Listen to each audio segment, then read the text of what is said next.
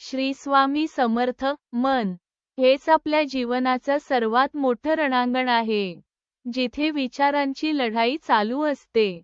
चांगल्या आणि वाईट विचारांमध्ये संघर्ष सुरू असतो. पण या मनावर विजय कसा मिळवायचा?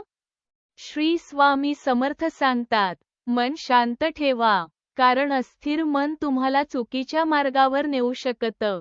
जेव्हा मन अस्थिर होतं, तेव्हा निर्णय चुकतात आणि आयुष्य अडचणीत येतं. म्हणूनच स्वामी समर्थ सांगतात, स्वतःवर विश्वास ठेवा आणि सतत नामस्मरण करा. श्री स्वामी समर्थ या नावात अपार शक्ती आहे. हा मंत्र मनाला स्थिर करतो, भीती, चिंता आणि नकारात्मक विचार दूर करतो.